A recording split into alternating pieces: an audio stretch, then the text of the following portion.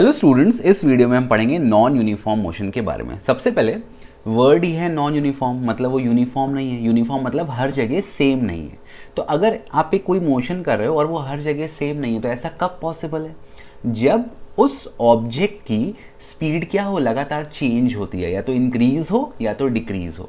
अब अगर speed change हो रही है, इसका मतलब या वेलोसिटी चेंज हो रही है, तो बॉडी में क्या है? एक्सेलरेशन प्रेजेंट है। तो what is non uniform motion? Definition मैं आपको बता देता हूं। Body covers unequal distance in equal interval of time. Time interval को हमेशा इक्वल लेना है, ठीक। पहली चीज ये हो गई। दूसरी चीज क्या हो गई? स्पीड और वेलोसिटी इज नॉट कांस्टेंट, मतलब चेंज होती है। अगर चेंज होगी तभी तो अनइक्वल डिस्टेंस कवर करेगा। और क्योंकि वेलोसिटी कांस्टेंट नहीं है, इसका मतलब बॉडी में कुछ वैल्यू ऑफ एक्सेलरेशन प्रेजेंट है। तो ये 3 पॉइंट हो गए, ठीक है। I hope it is clear to you. Body covers unequal distance in equal interval of time, speed और velocity is not constant and acceleration is non zero.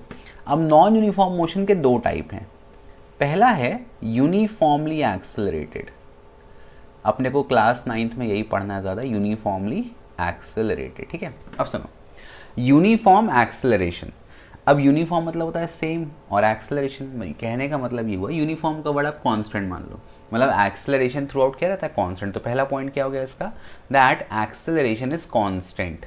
अब एक ध्यान रखो एक चीज़। सपोज मैंने कहा किसी बॉडी का एक्सेलरेशन है 2 मीटर पर सेकेंड स्क्वायर, और ये इतना ही है, चेंज नहीं हो रहा। इसका मतलब क्या हुआ? इसका मतलब एक्सेलरेशन का फॉर्मूला क्या होता है? Rate of change of velocity.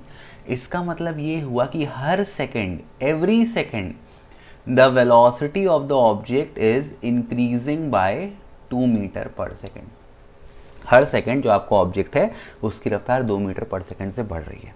तो पहला पॉइंट हो गया एक्सेलरेशन इज कांस्टेंट।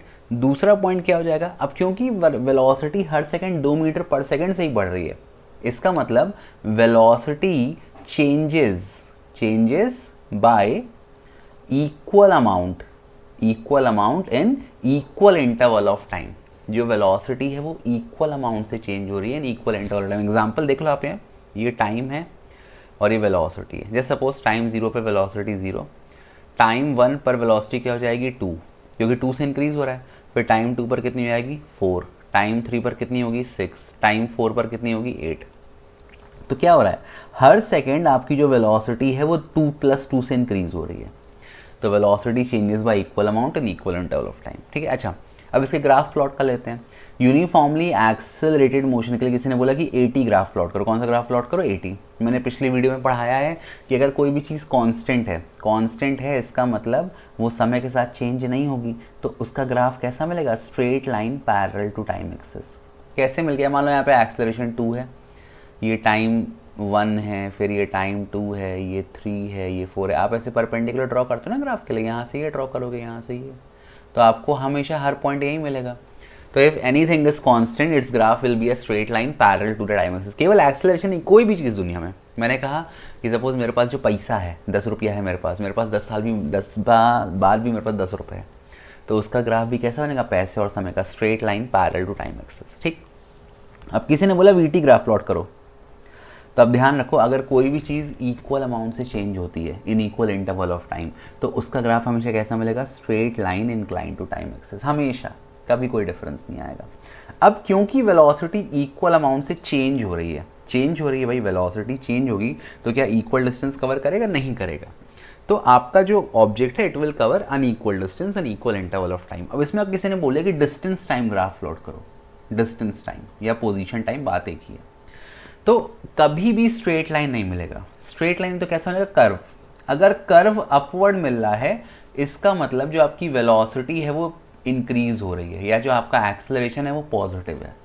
और अगर मान लो ग्राफ ऐसा मिला है, कर्व डाउनवर्ड ऐसा, तो इसका मतलब जो वेलोसिटी है वो डिक्रीज हो रही है और एक्सेलरेशन क्या है? नेगेटिव। तो ये तीनों चीज़ें आपको नॉन यूनिफॉर्म मोशन का पहला पार्ट जो कि यूनिफॉर्मली एक्सेलरेटेड है उसमें आपको ध्यान रखना है। तीनों मैंने ग्राफ भी आपको बता दिए। अब इसका सेकंड पार्ट में आते हैं, वो है नॉन यूनिफॉर्मली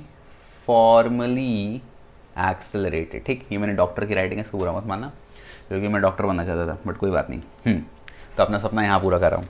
तो नॉन यूनिफॉर्मली एक्सेलरेटेड, अब वर्ड ही है नॉन यूनिफॉर्म, नॉन यूनिफॉर्म मतलब कांस्टेंट नहीं है, कांस्टेंट नहीं है इसका मतलब जो एक्सेलरेशन है वो लगातार चेंज हो रहा है, कभी 2 है, कभी मतलब आप गाड़ी ऐसे ट्रैफिक में चला रहे हो, बूम बढ़ाई फिर घटा दी, फिर बढ़ाई, फिर बहुत तेज बढ़ा दी, फिर घटा दी, फिर और कम हो गई, तो एक्सेलरेशन इज कॉन्स्टेंटली चेंजिंग।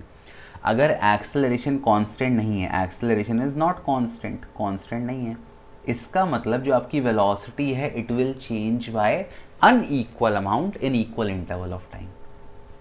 अब वेलोसिटी भी इक्वल अमाउंट से चेंज नहीं होगी, और डिस्टेंस तो वो तो हमेशा अनइक्वल अमाउंट से ही चेंज होगा। तो इसके ग्राफ आप वैसे जनरली बनाने को नहीं आते हैं, बट आपको पता होना चाहिए डेफिनेशन। सबसे पहले एक्सेलरेशन कांस्टेंट नहीं है, एक्सेलरेशन कांस्टेंट नहीं है तो वेलोसिटी आपकी इक्वल अमाउंट से चेंज नहीं होगी, और डिस्टेंस भी आपका अनइक्वल अमाउंट से चेंज होगा। तो I hope it is clear to you. Thank you for watching, bye bye, keep loving, keep supporting. अगर वीडियो पसंद है तो please share with your friends, family, force, future partner, जो भी आपको मिले, ठीक है। बाय।